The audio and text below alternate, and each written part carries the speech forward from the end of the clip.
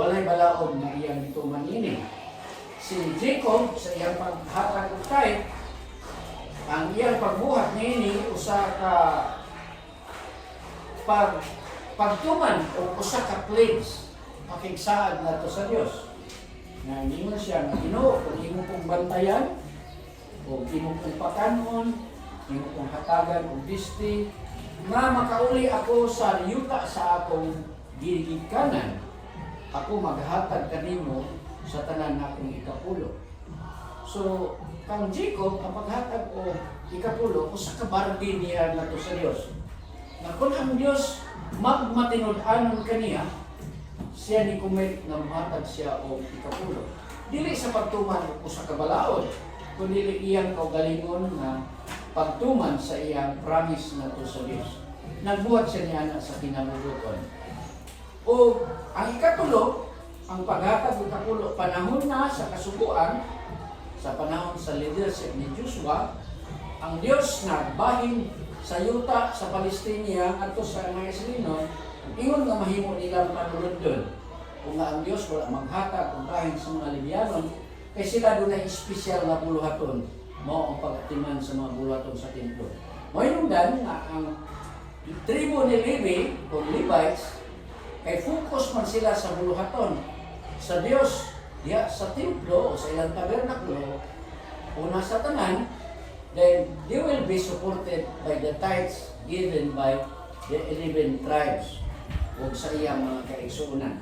So nahimo na ng balaod sa kasubuan purposely aron nga mapasundayag sa Dios ang equality nga pagtratar niya sa katauhan sa Israel nga ang Levites suportahan pinagi sa tithes sa iyang mga kaigsuunan. O dito sa Malakay, ato nang hibaluan nga nahimo ng usa ka mandatory nga balaod alam sa Israel ang pagbuhat niini. O ang Dios nag-pronounce of cursing sa mga mo violate sa mga balaod o ingon man siya na nagpahayag o promise o saad nga panalangin ngadto sa mag-obey sa maong balaod. Atong di paapas ang importante nga bahin, diin kita nahimutan karon sa timeline sa Dios ni panahon sa grasya. Moto nga miabot ka sa punto nga nagisgot may tungod sa giving under grace. So sa giving under grace, si Apostol Pablo may authority na to sa paghatag na to o giya may tungod sa maong pagtulunan. Kunya nini karon kay ang atong pagtuon may tungod man sa principles of giving o ang ikaduhang kabayan nini giunsa man ni Apostol Pablo pag-support ang iyang ministry. Okay, doon ay mga bersikulo nga atong pagbasahon before ka mo ato sa pag-detalye ining mga prinsipyo nga ato nang na-mention sa unahan o atong balikon karon ang principles of giving na gisuggest ni Apostol Pablo. Kung may kahigayonan ka sa pag-abli sa pulong sa Diyos, diha sa 1 Corinto kapitulo 16 versikulo 1. 1 Corinthians chapter 16 verse 1.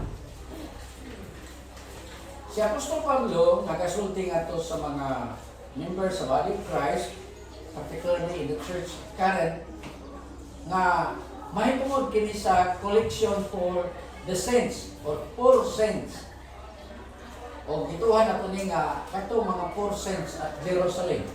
Ingon siya, now concerning the collection for the saints, as I have given order to the churches of Galatia, even so do ye. Okay, verse 2. Upon the first day of the week, let every one of you lay by him in store, as God hath prospered him, that there be no gatherings when I come.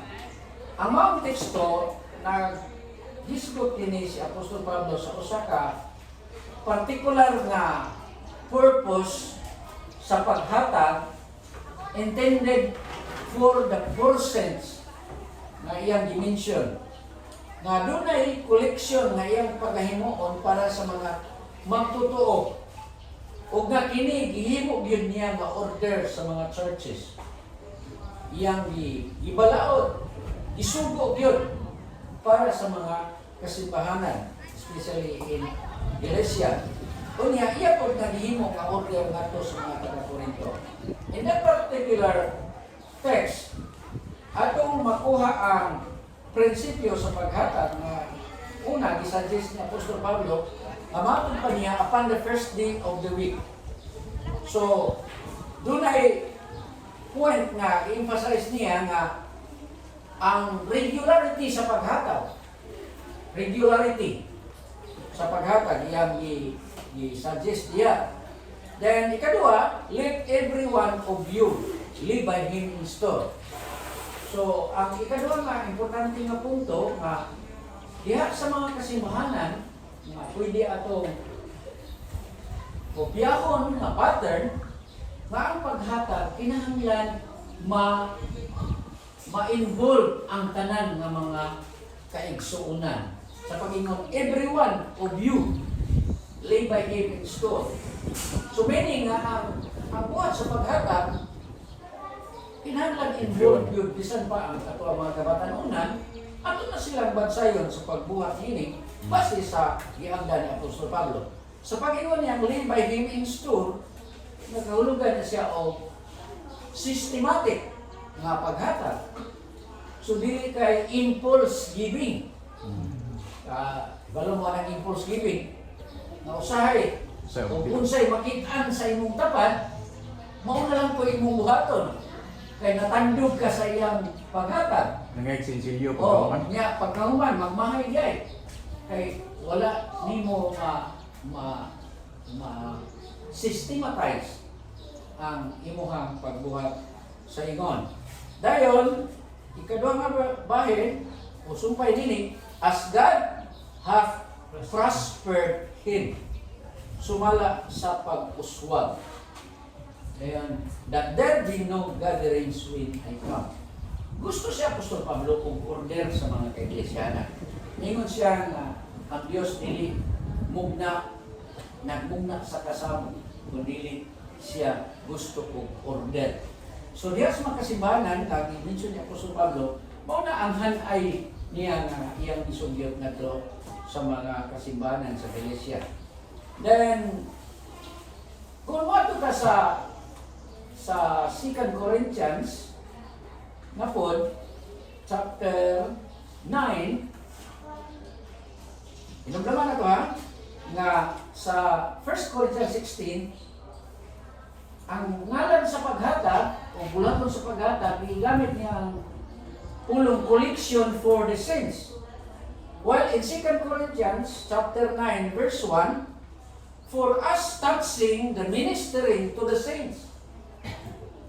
So, alam ako, mas deeper na ang pag-emphasize ni Apostol Pablo by using the word ministering. So, the word ministering nag-imply na o nagdala na sa kahulugan na dunay tinguha sa pagtabang. To minister is to help. So, niya na nga panahon, nag-emphasize na si Apostol Pablo nga dili lamang koleksyon para sa mga tao dito sa Jerusalem, nga kung kinsa sila, o nasayod mo, mao na sila ang mga tao nga nag-hope na unta na si Kristo mubalik sa dili madugay. Mao nga nagbaligya sila sa ilang mga kabtangan, gihatag nato sa mga kabos. O katong mga halin sa ilang yuta, nga ipangbaligya, mao katong ilang giusahan sa pagkaon dito sa Pentecostes. O ang nahitabo, na mapudloy sila, kay wala man mahitabo ang ilang paglaom.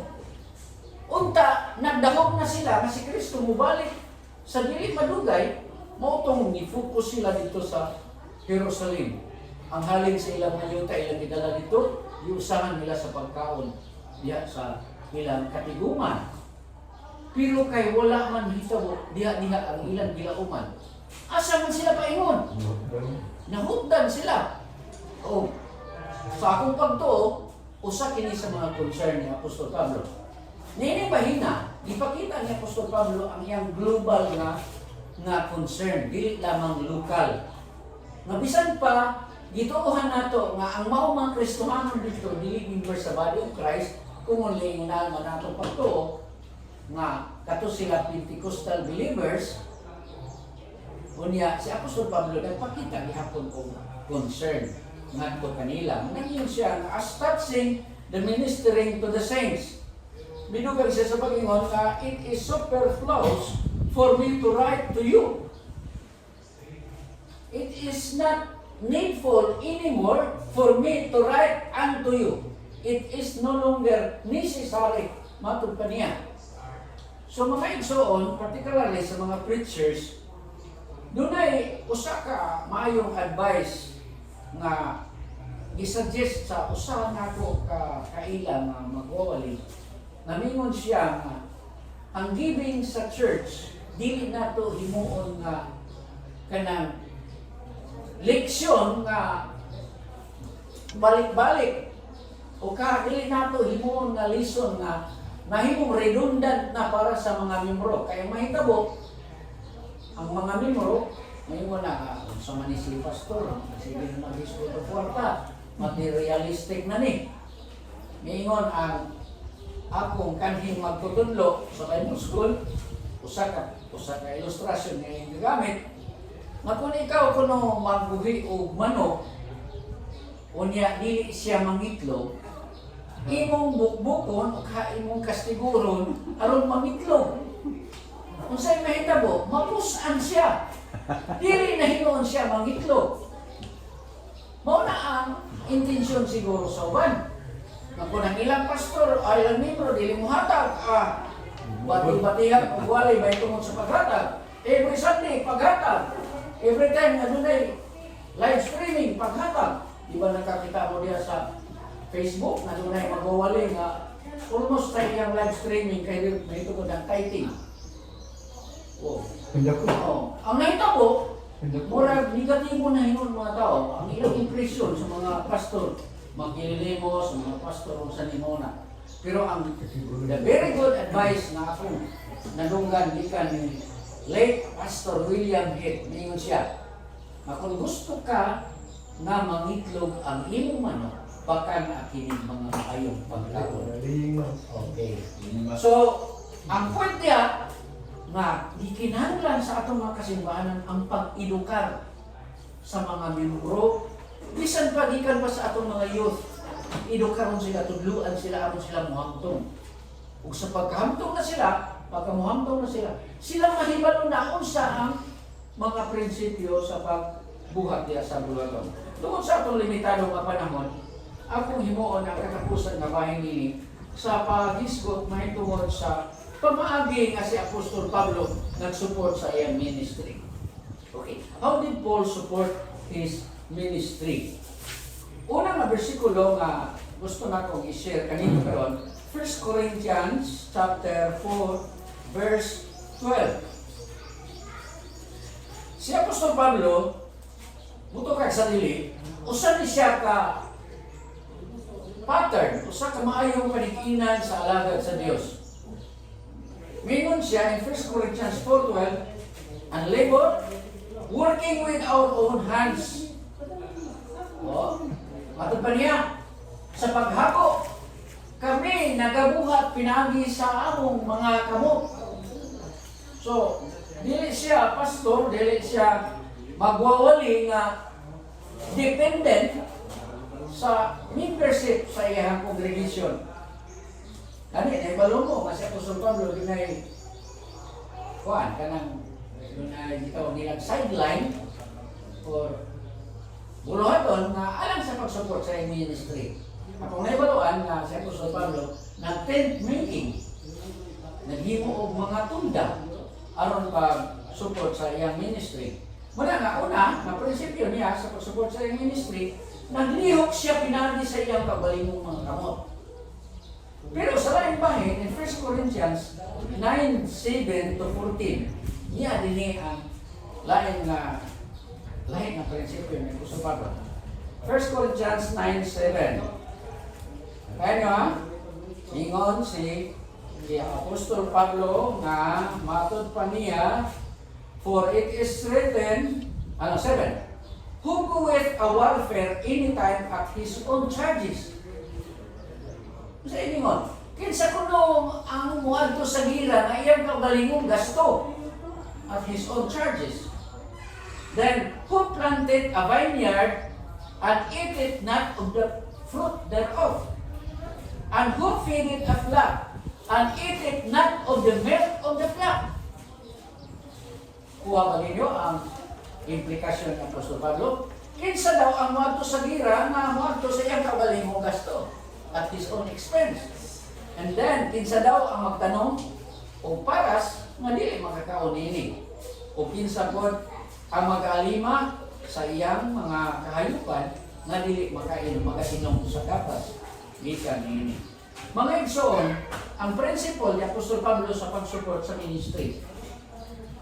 Nining bahina, nag-emphasize siya nga ang mga kaigsuunan o mga members sa mga kasimbahanan responsable sa pagpakaon o pagsuporta sa ilang mga magbubuhat. O igamit ni Apostol Pablo ang ilustrasyon sa kasuguan in verse 9 nga dili daw makatulungan nga busalan ang asno nga magagiok sa trigo. It is not rightful to muzzle the ox that treadeth out the corn. Naingon, dayon siya, for saith he is altogether for our sakes.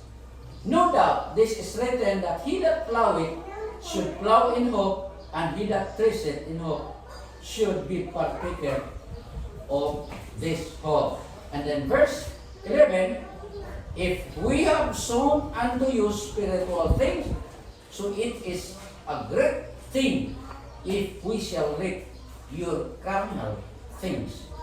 Mga kaigsunan, i-express niya ang iyang right na kadtong nagpugas o nagiok sa trigo, dili busalan aron dili makakaon sa trigo nga iyang gigiok. So sa ato mga kasimbahanan, nag-suggest o nag-encourage si Apostol Pablo nga responsable ang mga membro sa mga kasimbahanan sa pagpaluyo sa ilang mga magbubuhat. O usa sa mga paghinapos na bersikulo, Galatians chapter 6, verse 6. Mao ni ang usa sa mga verses nga akong ibalik, challenge para sa mga magtotoo nga naging si Apostol Pablo. Let him that is taught in the word communicate unto him that teacheth in all good things. So, sila nga gikatudluan sa pulong, mag-communicate sa tanang maayong utang in all good things, dili lamang financial, dili lamang material, bisan pa ang moral support para sa mga worker, sa mga magtutudlo. Usa ka na kong consolation para sa mga magtutudlo na ang ilang mga gikatudluan, mo ilang kanila as spiritual father. Kung kay sila giilang nga mga amahan sa espiritual nga bahay, kinahanglan sila mag-communicate. O katapusan yun, alang sa tanan, pwede kuha na ito nga pattern ang nahitabo sa Acts chapter 6, nga kung sa atong mga kasimbahanan, gusto kita nga mulambo ang atong buluhaton, usa ka maayong pattern nga gisuggest sa history sa mga apostolis ni Acts chapter 6. Hinumdum ka mo sa Pentecostal Church, sa pagdaghan na sa ilang population, ang nahitabo, nagkakuliyang sila. So normal ni siya, magkadaghan ang membership, magkadaghan ang problema, magkadaghan ang mga buluhaton.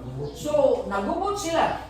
O nga tungod niini, ang mga apostoles in chapter 6, verse 1 to 3, nag-ingon na nga niamong adlaw in those days when the number of the disciples was multiplied, then arose a murmuring of the Christians against the Hebrews because their widows were neglected in the daily ministration. Then the 12 called the multitude and the disciples unto them and said, it is not reason or rightful that we should leave the word of God and serve tables. So mga igsoon, ang mga principle, mao ni, gitudlo ini, makuha na to og pattern. Nga kung gusto ta nga ang verse 7 mahitabo sa atong mga kasimbahan o sa mga iyon sa verse 7. And the word of God increased, and the number of the disciples multiplied in Jerusalem. So as effect sa ilang himo, pagtubo sa mga kasimbahan, pagtubo sa population. So ang pagdaghan niya ang Yahweh di ay pwede atong inon division of labor in the church. Ingon si Apostol Pedro, dili katarunganon nga biyaan namo ang pulong o mag-alagad kami sa lamisa. So ang pattern nga dunay in charge sa pagtudlo o dunay in charge sa financial o material matters in the church. So ang pattern, balik ko na ko, dunay responsable sa pagtudlo sa pulong, na matong pa ni Apostol Pablo, kamo nga gikatudloan magpaambit sa kanang mga maayong butang. Kaninyo nga nagtudlo. Kanila nga nagtudlo kaninyo. So mga igsoon, pipila ka mga pagtulungan o kaning-ingnan sa bulaton sa iglesia during Pentecost, sa niyang milambo sila tungod sa maong pamaagi. So kung ikaw karon dunay panglantaw nga mulambo ang atong bulaton, pakigbahin sa bulaton sa iglesia. Get involved. Magpakigbahin ka. Ug ang iyang imong involvement mo-contribute na siya ngadto sa pagpalambo sa atong buluhaton. Ang resulta sa verse 7, ingon nini nga ang pulong sa Dios na multiply. 6:7, and the word of God increased, and the number of the disciples multiplied in Jerusalem greatly. So mga members sa simbahan, kung gusto kamo nga mulambo ang atong buluhaton, buhata ang imong rule. Kaya ang mga magbubuhat, nga nagbuhat sa buluhaton sa pagtudlo, makafokus sa ilang buluhaton. O kung dunay uban nga concern po sa pagpalambo, makahimo po sa ilang mga responsibilidad. Ingon si Apostol Pedro, dili magkatarunganon nga biyaan na mo ang pulong sa Diyos kung kami mag-aalagan sa lamisa. So, yung sa Apostol Pablo, pag-support kanyang ministry, una, manually, nilihok siya. Wala siya mag-idol sa iyang panahon. Nagpakita siya sa mga kasimbahanan nga pinagi matod pa niya nga pinaagi sa paghawi ako magabuhay. Okay, sa pagdagan sa panahon, normal man na ang mulato sa simbahan. Multiply, mutubo. So sa pagkadagan na sa panahon, doon na daghang mga asset sa atong mga kasimbahan. Ikaw karon mananaw ni mahimo kang asset sa buluhaton. Mahimo kang instrumento sa pagpalambo sa buluhaton sa iglesia. Kung ang imong pagpakita sa kahangawa, dili man nimo mahimo diya sa paagi sa pagtudlo, makahimo ka sa paagi sa pagsuporta financially sa atong mga magbubuhat. Salamat sa inyong paminaw. Akong paminaw na kini nga pattern ni Apostol Pablo sa pangalagad, mahimong encouragement gikan sa atong tanan nga mga kaigsunan. Gikan sa labing gamay ngadto sa labing hantong